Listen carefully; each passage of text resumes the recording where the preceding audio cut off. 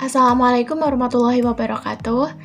Hai teman-teman, perkenalkan nama saya Alice Kamelia dari kelas C3 Prodi Akuntansi Mahasiswa Universitas Teknologi Digital. Oke, di video kali ini saya akan mengajak teman-teman mengetahui apa itu komunikasi bisnis. Mungkin sebelumnya teman-teman sudah pada mendengar ya apa itu komunikasi bisnis. Oke teman-teman, perlu diketahui bahwa komunikasi bisnis yang jelas dan efektif sangat penting bagi karyawan, manajer maupun pimpinan perusahaan untuk melakukan pekerjaan bahkan memenuhi tanggung jawab. Tanpa proses dan alat yang tepat, berbagai masalah serius mulai dari karyawan, pelanggan yang tidak puas, bahkan laba yang mungkin perlahan menghilang. Nah, komunikasi bisnis ini adalah garis penting dalam perusahaan untuk menjembatani masalah tersebut. Lalu, bagaimana komunikasi bisnis ini dapat membantu kita? Nah, pertanyaannya teman-teman, apa itu public relation? Public relation atau komunikasi bisnis adalah komunikasi sebagai jembatan antara perusahaan atau organisasi dengan publiknya, terutama tercapainya mutual understanding atau saling pengertian antara perusahaan dengan publiknya nih. Public relation ini di organisasi terdiri dari dua teman-teman. Pertama, internal public relation dan kedua, external public relation. Oke, kita bedah bersama apa itu internal dan apa itu external public relation.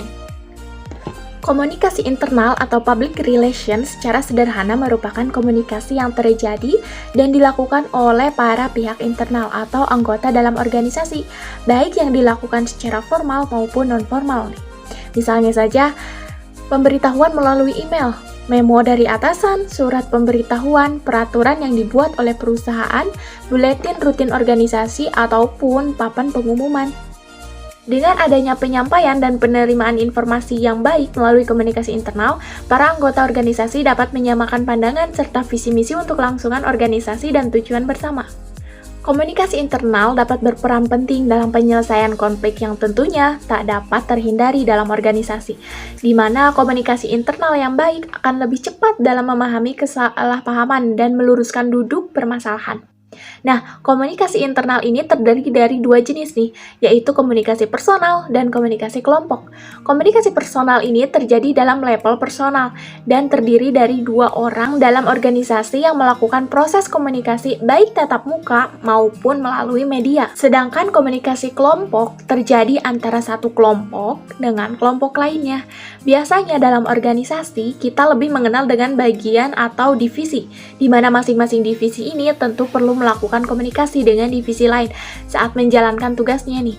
Komunikasi kelompok lebih sering menggunakan proses tatap muka langsung karena akan lebih mudah untuk melakukan kontak secara berhadapan dibanding melalui media yang mungkin memunculkan kesalahpahaman lagi. Tujuan dari komunikasi internal sendiri adalah pertama, komunikasi internal sebagai sarana komunikasi yang dilakukan untuk menyebarkan informasi baik menyampaikan maupun menerima dan untuk terbentuknya hubungan timbal balik antara pihak internal dalam organisasi ini.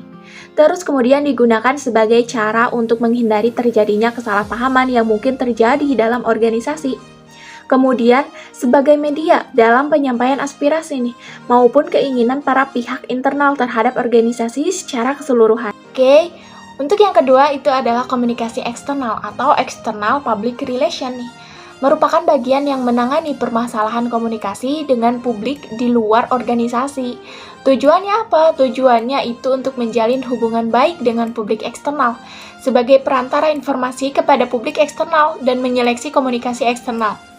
Media yang dapat digunakan dalam komunikasi eksternal ini adalah berupa bakti sosial, brosur, pameran, poster, konferensi pers, dan lain-lain. Oke teman-teman, mengapa media komunikasi eksternal itu berupa brosur?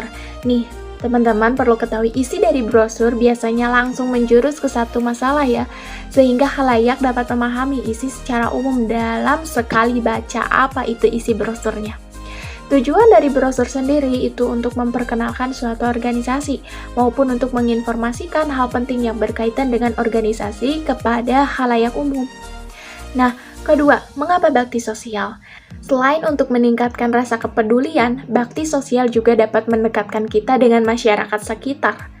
Namun perlu diingat nih teman-teman, Untuk selalu memperhatikan etika komunikasi organisasi. Jangan mempromosikan organisasi dengan cara berlebihan, karena tujuan bakti sosial itu sendiri adalah untuk meningkatkan hubungan sosial dengan masyarakat. Konferensi pers juga digunakan sebagai media dalam komunikasi eksternal.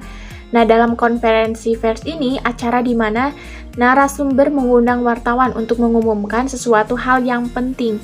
Tujuannya yaitu untuk memberikan kepastian mengenai sesuatu hal agar menjadi jelas bagi semua orang. Nah, konferensi pers ini dapat bermanfaat bagi kedua belah pihak, baik narasumber maupun wartawan sendiri. Oke teman-teman, mungkin itu pemaparan dari komunikasi bisnis yang dapat saya sampaikan.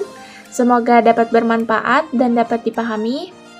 Saya Liska Amelia, terima kasih. Wassalamualaikum warahmatullahi wabarakatuh.